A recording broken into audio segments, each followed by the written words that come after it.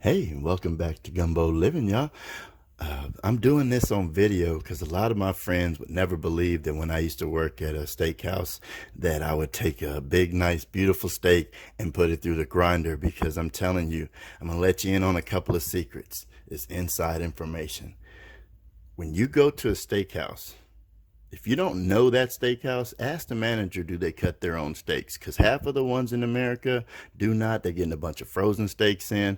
The other half are getting the whole loins in and cutting their own steaks. And there is a big difference in the flavor and the texture. And you can figure out which is which. I'm not going to call anybody else on camera. I don't want to go viral or something. But yeah. So that's the first thing. The second thing is when you go to a steakhouse that cuts their own steaks, there's all kind of trimmings when you cut a steak, all like little bits and pieces from tenderloins and sirloins and porterhouses and all kinds of pieces.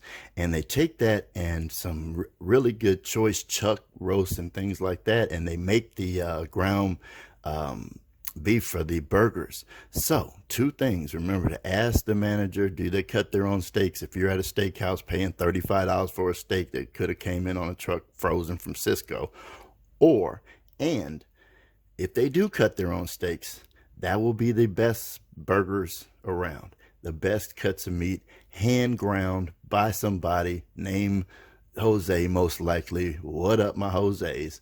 They cutting your beef and they doing it by hand. They wouldn't put no hooves and snouts and butthole fat in there like people who are serving you ground beef will. Now, we're going to make some 50-50 ground beef, and I guarantee you, you're going to find that online for about $9 minimum. And let me show you something. So if you're going to pay $9 for some ground beef that you don't know where it came from, why don't you pay $9 yourself and do just a little bit of work, you lazy bones? You wasn't doing nothing anyway. Sure ain't doing nothing this weekend. So I'll show you how you know it's 50-50 and how you put that through the grinding process. So let's get started. All right. So first thing we do is get this out. Now, I forgot a pen and paper, because if you want to be precise, you're going to have to do a little bit of math. Because, let me see what you can see here. In this part of the meat,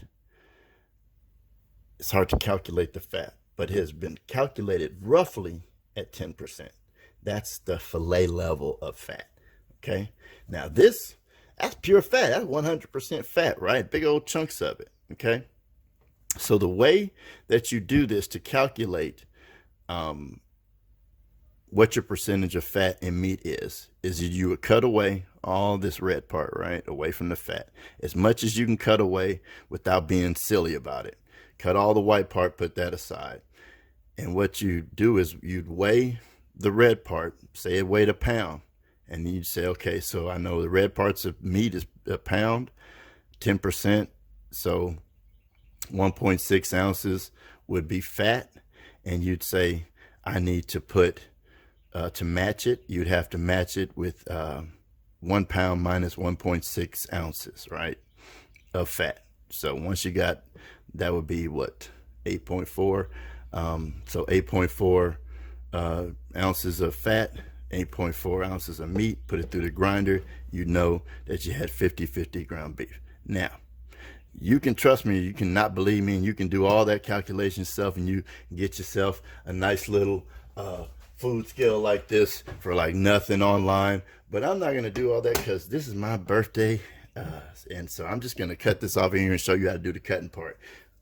Okay, so let's just get that off of there. You always want to start when you're cutting something, just slide your knife up against the bone. Let's get everything away from the bone that we can. Now, remember my motto, there's no such thing as waste unless you waste it. So that bone or any meat that's attached to it will not get wasted because it will go in our stock. Okay? But all the good meat that we can get away from this bone, we're going to use that. We're going to eat. We're going to make the nicest burger you've ever seen. And I guarantee you, if you believe me and you try this, you will have an amazing hamburger. For all my burger lovers out there, my true burger guys. Okay, so that's one bone. Let's get this other bone.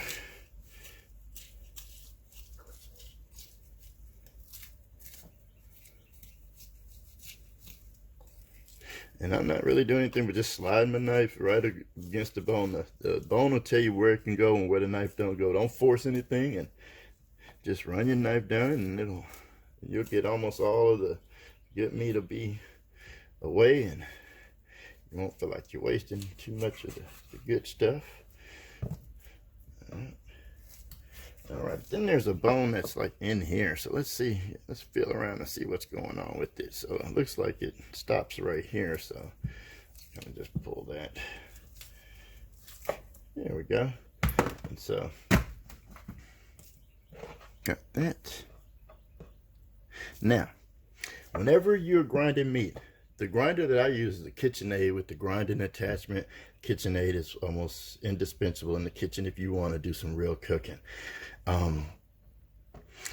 Now, if you ever had some stuff that gets caught in your teeth and stuff, that's the silver meat, and there's none on this, or very little. I'll show you. There's a little bitty piece right in here. You know, that real hard stuff. We'll get that away.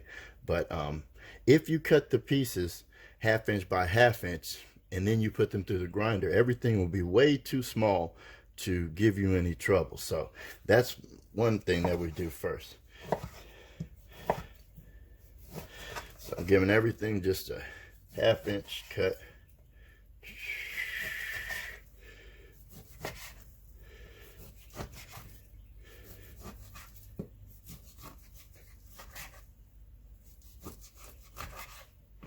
Okay.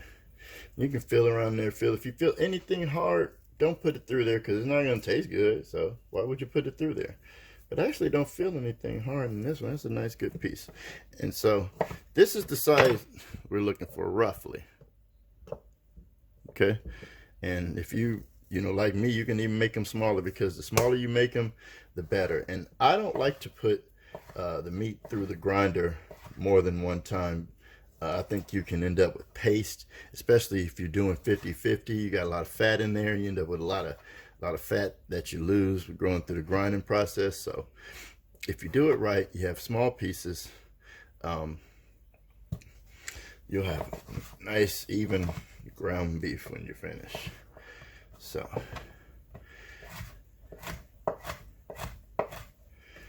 let's just go ahead and take care of this. You know what? I need to sharpen this knife up a little bit. Sometimes people are afraid to just stop and like, this knife isn't cutting through this meat very well. Let's stop and sharpen. Because sharp knife will always be a better tool than a dull one. Dull one is how you cut tips of your fingers off. Always wash your knife because you can have metal shavings after you sharpen it. All right, so sure to hope all my friends are doing well, and finding your magical toilet tissue that you're looking for out there. But that's another failing that's going on right now is our school system and teaching physics. We're talking about droplets, people. It's not just hanging around in the air. So you could put on a cowboy bandana mask and just make sure that people aren't spitting in your mouth and spitting in your eye. Maybe wear some sunglasses or some regular glasses, and you know, we let the people who need sterile masks have them instead of going to Costco and buying them up. So let's take care of each other and get all through all this together. But what a crazy birthday. All right, I feel a little something in here. A little too tough. I don't like tough. So, what is it? And whatever it is, this amount of meat isn't worth it. So throw that in your stockpile. Hey, maybe that's where this phrase comes from. Stockpile. You're making some stockpile, all little bits and pieces in there. All right. So, see all my little cubes? You get the idea. I'm going to cut this one up too, just so you know I'm not fooling you. This is where it's gonna be, the meat's gonna come from. Now this is actually a better steak. When you're buying meat, okay, this is what the top of it looks like, right? Okay, this way it looks like going this way, and what that's called is marbleization. You've heard that term before. Meat is marbled. This is the kind of meat you want to buy, but it's hard to see from the top. But these little indicators indicate that good fat in the center, because when it's cooked, that fat is going to release and be the juices that everybody loves to see running out of their steak. Okay, this one's okay, but you see there are a lot of pieces that have a lot less more. It's actually two pretty good ones. All right, so something that you can be looking for when you're let's get this out the way.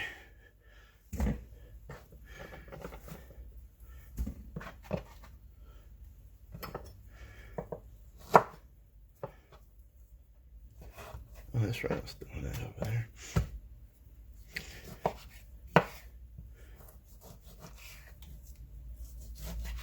Oh man, that's really marbled. That's crazy marbled.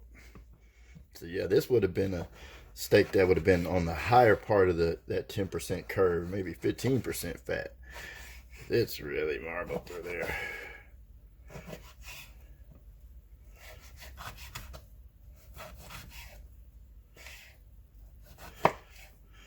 All right.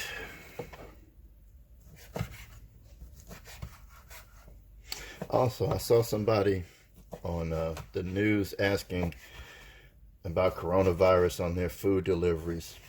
Very low chance. And but in restaurants, a lot of times, most of the groceries are washed with sanitizer water, which is half an ounce of bleach in a gallon of water. And you can scale that up, and you throw your vegetables in there, rinse it under running water, and you won't taste any bleach or anything, but you'll kill anything that's on there. And but look, you can't kill everything. What I know about viruses and bacteria, it's too late. It's gonna get on you. Just try not to spread it to your old people. When you feel those symptoms, stay by yourself.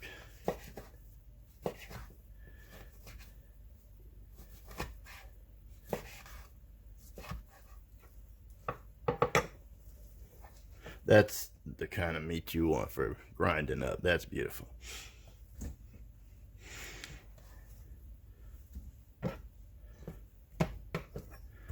But this little hunk right here of all fat, people are like, oh, I hate that part. When you cook it as a steak, you might, but it's super necessary when you're making ground beef. So that's the part we love. Make sure we cut that up. And sometimes there's some silver skin in there. Like there's a piece right here I'm going to have to cut out, because we don't want that joker in there. All right. Just throw that over there. Like I said, it's not worth it. That little piece of meat is not worth messing up in your burger experience.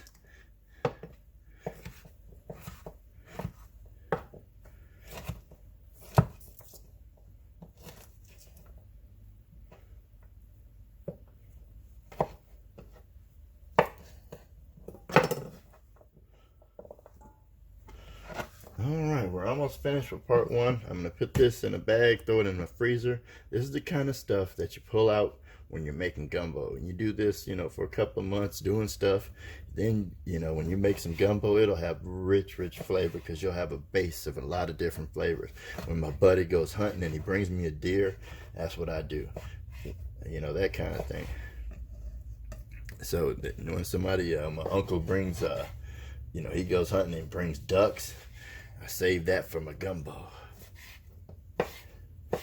So you have to save up for like a squirrel.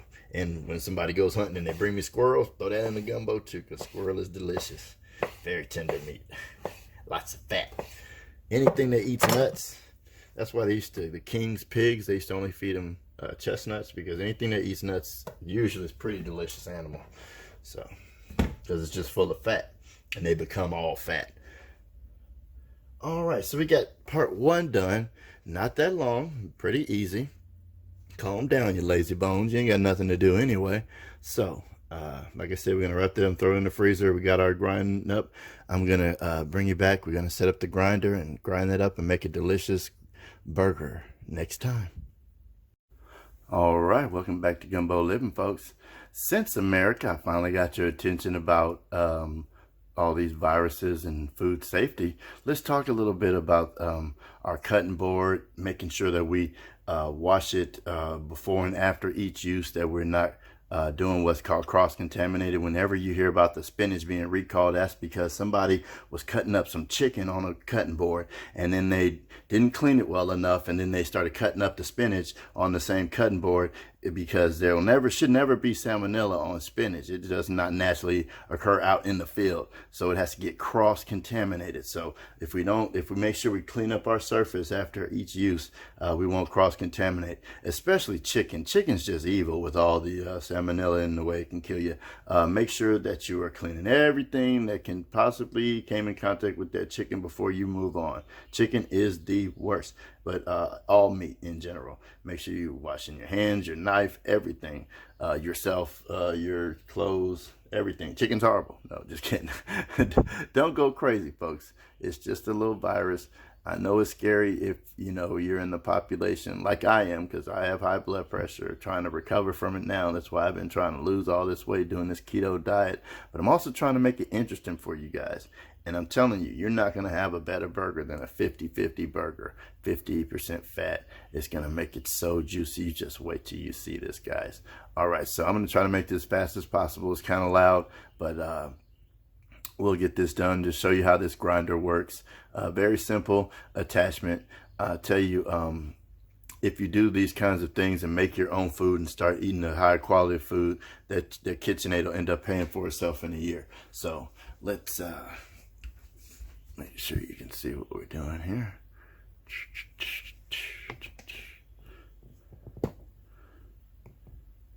All right, so we're gonna put in the top here. It's gonna come out up the bottom there. Pretty simple. Let go.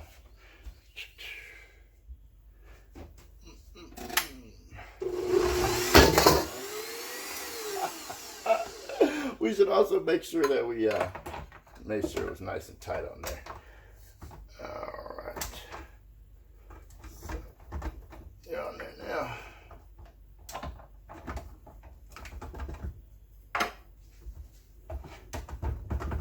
Okay. Now let's go.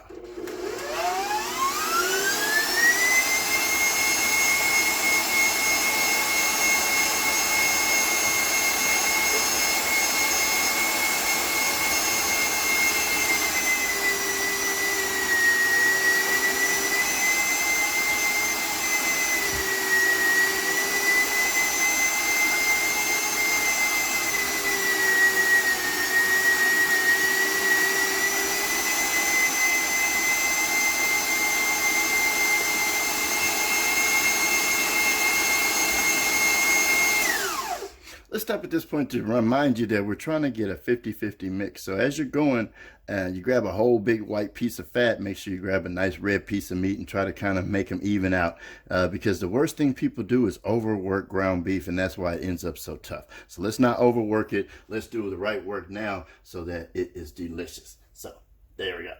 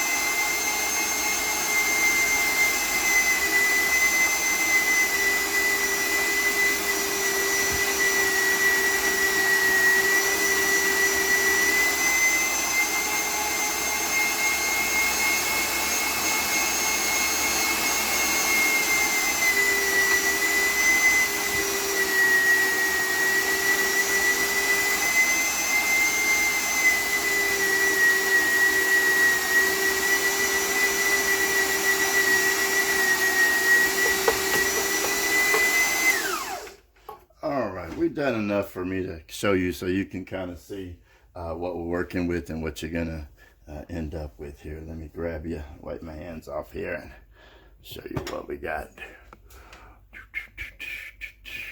That looks like something you might want to eat.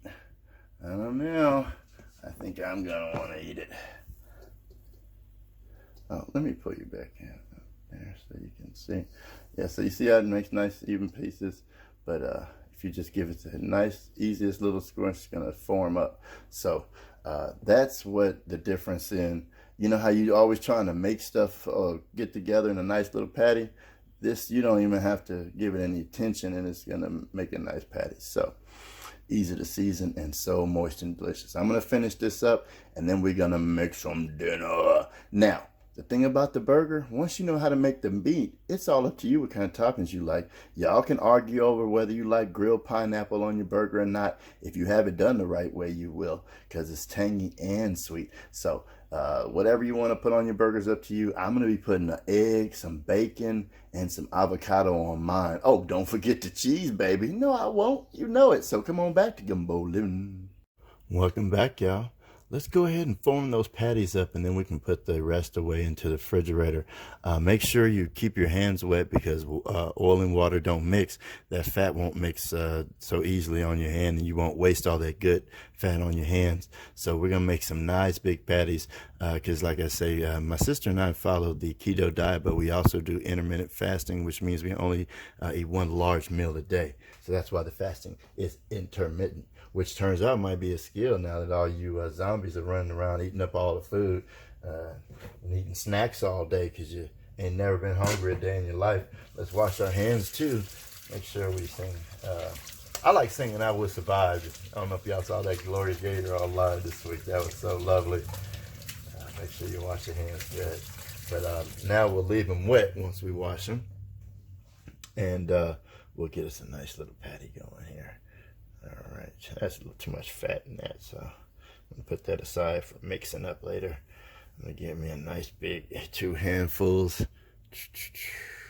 Smush that together. First part of making a nice one is making a ball. Let's see.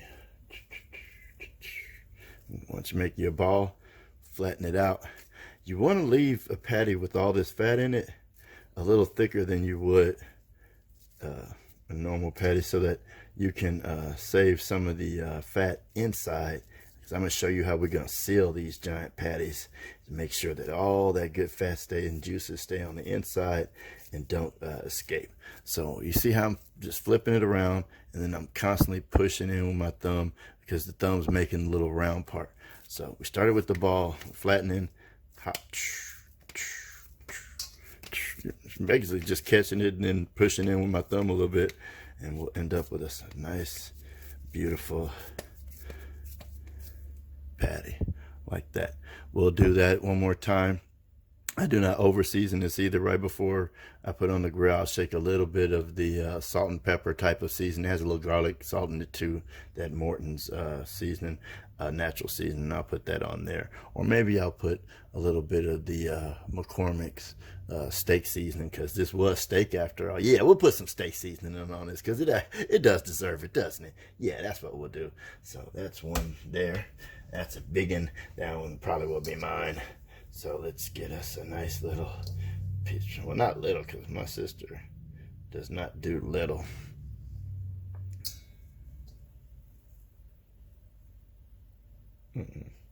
So what I'm doing is any little bit of what do you call it, ligaments or any kind of thing I think might be chewy, I'm not going to take a chance. I'm just going to put it to the side, put it in my stew, because we're having perfect burgers today. We're not having no hoof burgers, none of that stuff. Not even worth it. Most of the time you wouldn't even notice any of the things that I'm picking out, but I'm very picky, especially if it's going to be a birthday burger. You know what I'm saying? So,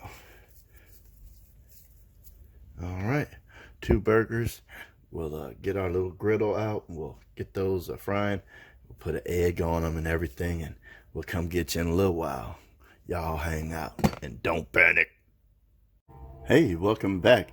Let's go on and cook us up a nice burger. It's gonna be the best burger of your life. I promise you.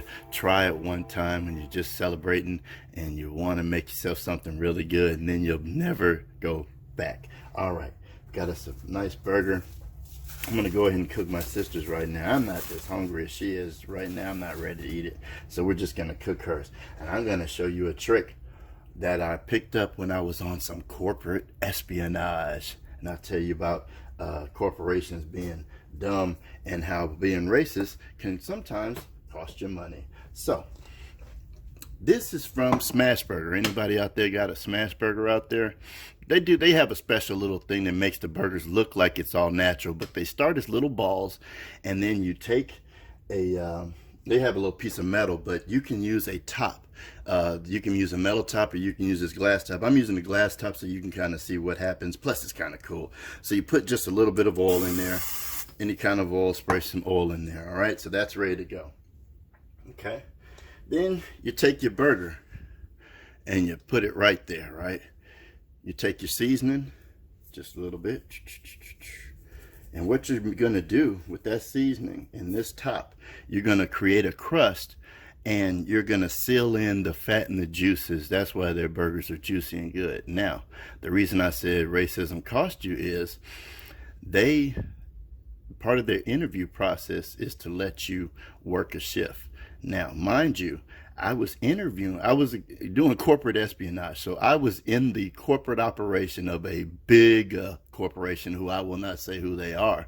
But so I put on my application, of course, my big corporation that sent me to go do it would back me up, that I had 10 years experience and, you know, glowing recommendations and all that kind of stuff. And I was applying for something that they said, you know, requirements for 2 years experience. But they wanted me to work a shift to see if I was good enough to sling their stupid burgers. And we were just checking them out just to see what their secrets were. So they actually let me work a full shift and sniff around their entire operation, look all in their computer, all through their books. And they didn't hire me because I wasn't good enough for them. Well, we stole all your secrets, and this is one of them. So let me teach you how to make a crust and make your friends jealous on the burger of a lifetime for the foodies. Okay, so now you got your thing in there. You can do like I do and slap it down there, or you can just, probably much safer, just put it down there and then do this. Now, the part you're doing is you're gonna seal in the flavor by smashing it down. And you don't have to smash it till it's all the way down, but that little hood that you're creating is gonna make a little tint. It's gonna smash the part that's got the seasoning, and it's up against the hottest grill, 400-degree griddle, and it's gonna cook that, seal that juice in from the bottom, but it's also gonna create this little tint that's gonna cook it up the sides. And then I'm keeping this nice and juicy, right? I'm sealing those juices in. They can't come this way because it's up against my top. And then I'm gonna flip this over. This is the secret to smash burgers, and I just smashed and gave it to you for free. All right, let me turn this vent on, and I'm gonna go over here and make our sides while this is cooking before, and I'll flash it, and I'll show you some other stuff.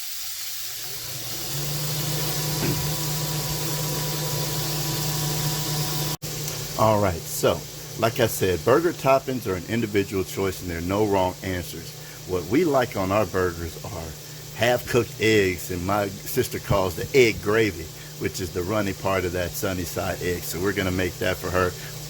I like to take a little bit of pickle juice, mayonnaise, and avocado and make a spread that goes on the bun. That's my spread for the burger. I would put bacon on there. My sister's very sensitive to salt. She has MS, so she can't be messing around like that. So she won't have any bacon, but I'll put bacon on mine, and the egg, and some cheese, and I'm telling you, that's going to be a great burger. Now, a lot of you are saying, what about the lettuce and tomato? Okay. This is my opinion on burgers. Salad don't go on burgers. Salad goes on the side of burgers because it just makes the burger slip sliding around. And then you take your cold, delicious tomato and you heat it up against your hot meat. Don't do that. That's stupid. But eat your salad. And I'm going to show you, we're going to have a little bit of salad in a second. So, first, let's cut our bun open. Get you any kind of bread you prefer. You know, if you're gonna have bread, have some good bread. Have your brioche bun, but I couldn't find those because you animals took them. No, just kidding. But you need a nice serrated knife when you're cutting bread, and the best way to do it is with nice fast motions. Let's make sure we're gonna cut this as straight as possible so that it can go on our grill and be nice and flat to take the toasting. Okay. So.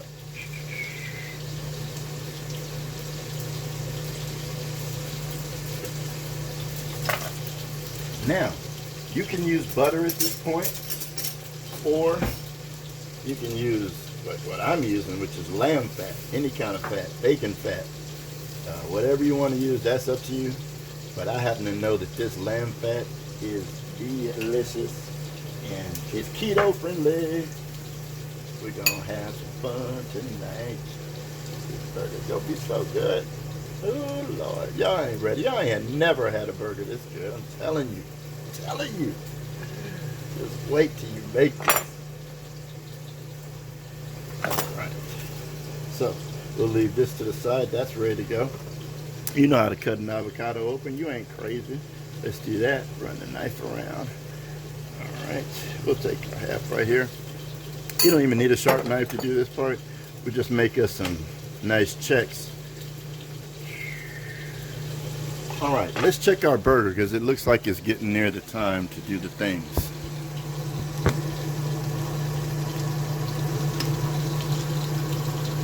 Okay.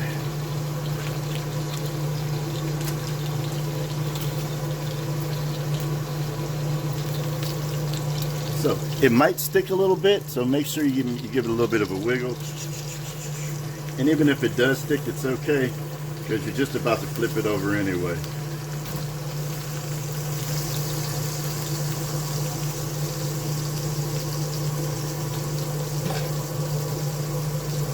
Now this is a big giant burger. I have big giant spatulas, but I'm going to show you with a spatula that you might have how you want to flip this and make sure you won't burn yourself and flip grease on yourself and stuff like that. We're going to push and scoop and flip. So we're going to just kind of, so we don't scrape up our thing and we're not, really getting under, but we're using this to kind of push. Okay. Then we're going to hold and then we're going to flip in that direction.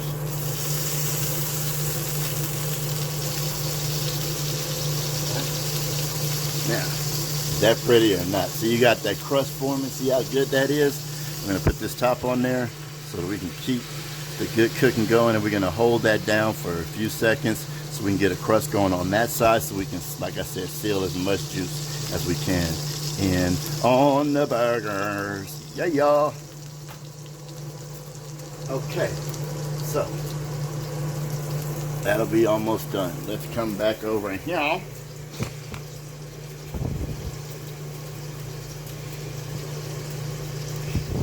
Okay, so we had just a touch of mayonnaise. We're gonna have just a little touch of pickle juice. You can use the actual pickles, but some people don't like the texture and all that kind of stuff. So, I just don't need that. Use this here fork.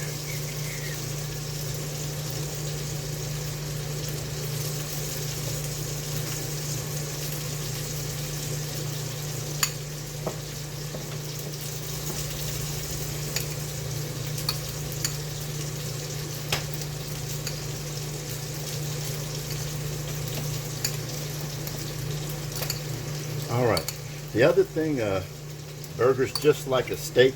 You want to set it aside for a second before you cut into it, munch into it, so the juices don't flow everywhere else. So we're about to take this off. I'm going to check the temperature, and then I'm going to take this off. My sister loves rare, so I'm going to check the temperature. Rare for her is about 115, as rare as possible, because I know I made this ground beef. It could even be lower than that because I know that this is good, clean meat.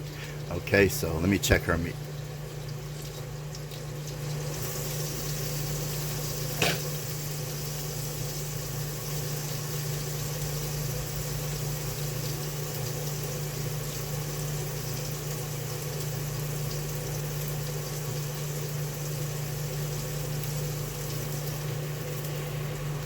That's too good for even for her. So I'm gonna go ahead and throw my toast on so we can start setting our plate up. So let's throw our toast on right now.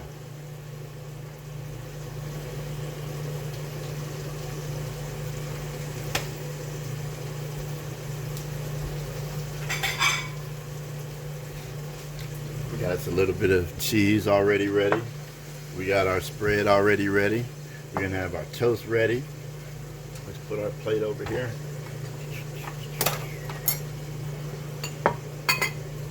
Okay, we got our egg that we're gonna have getting ready to go too.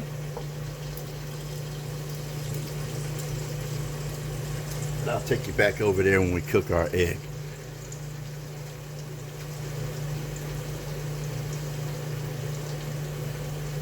We might as well go on there now. We're not doing that, so let's go on over there.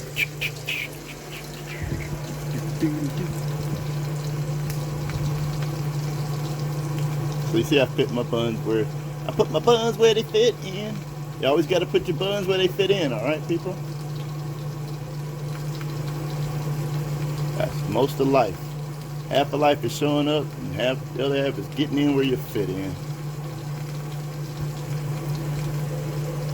So, remember our thermometer, people. Now how important does it sound with all these viruses out there about checking our foods and stuff? You can get this for like $6-7 on Amazon. We want to have that, so we make sure that we cooking our food to a good temperature, which is 115 for my sister girl, and like that there. We'll make sure that we're checking the absolute center, both down this way and from the side. So you're looking for that point that's the very center.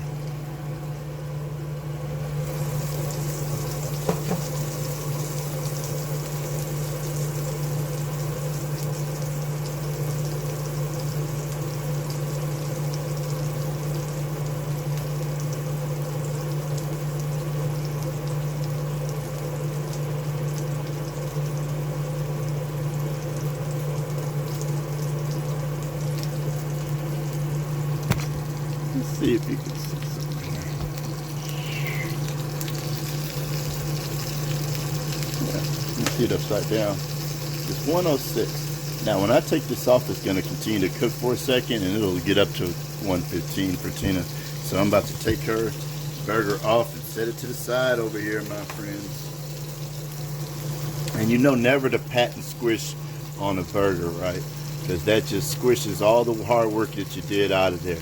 Look at how marvelous that burger looks. Let's check our toast.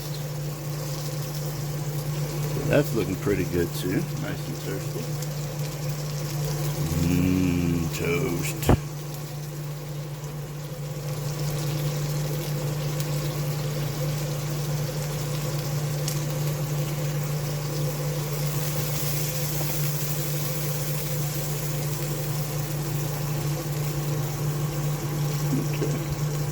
Now, take your toast. Don't waste that grease. You're gonna have the carbs, you might as well use it to soak up some good animal fat. Right there. Alright. Let me turn our thing down a little bit. It's almost hot enough. We probably turn it all the way off. Still cook this egg good enough.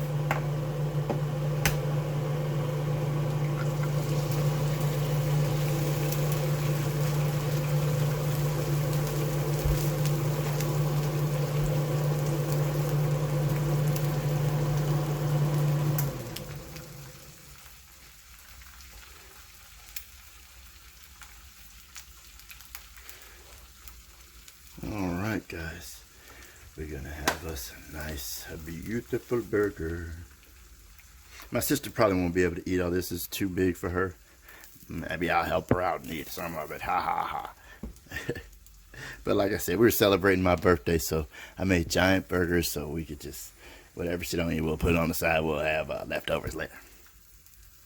Alright, so you see, so my egg is cooking. I'm not gonna flip it. I'm just gonna let that underside cook so it can be nice and runny for my sister. Because like I said, she likes the egg and gravy. Let's go back over here and put this whole thing together. Okay. All right, so while the egg is just sitting there, let's get us a little bowl. Where are my bowls? Where are my bowls?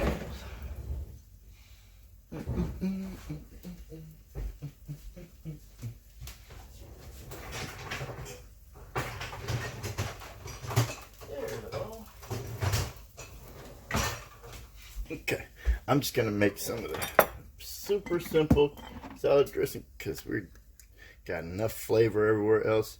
This, oh, I forgot, it's brand new. Bottle of rice wine vinegar, non-seasoned. Save some salt in your life.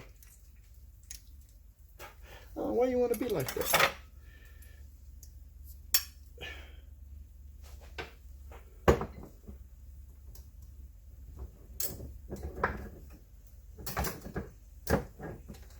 Alright, so we're just going to put a little dash of that in there.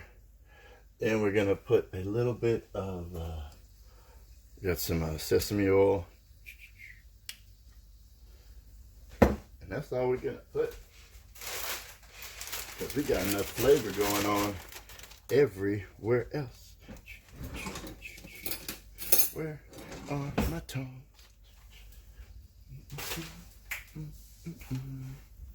I don't know where I put them. So.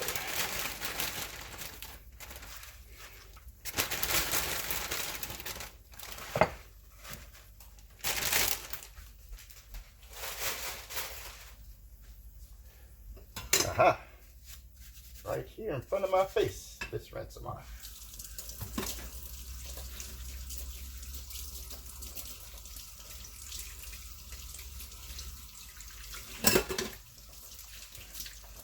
You know, I have been having this debate with people for about 30 years since I first took the restaurant manager certification class and was horrified by all the things that can kill you in the kitchen.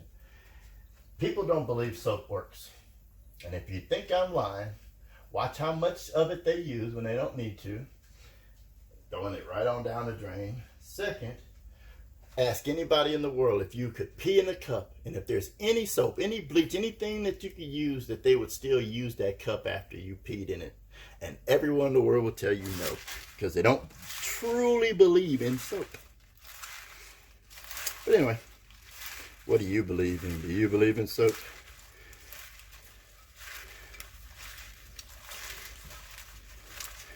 Everybody's out here, oh, it got to be hand sanitizer. Oh, that'll save you. And I know you can't always wash your hands, but you can. You know when you're out in public, something might kill you. How about you not touch your face till you get back somewhere where you can go to the bathroom, wash your hands, then touch your face. No scratching emergencies, grab a pencil. Okay, see how lightly tossed, delicious that looks? Let's taste, make sure it's nice. I'm gonna put a little bit of salt and pepper kind of seasoning on there. All right, let's put this thing together, people. Oh, put a little of this on the bottom.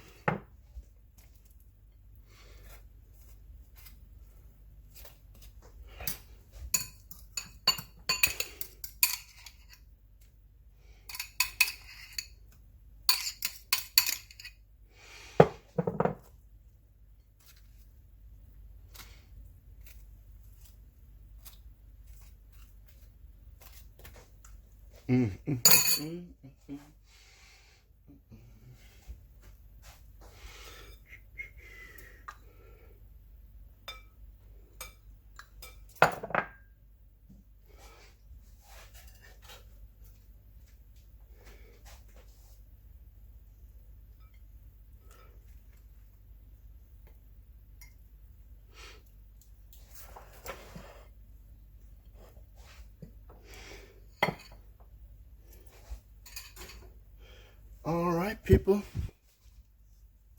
What's your dinner tonight? What you working with?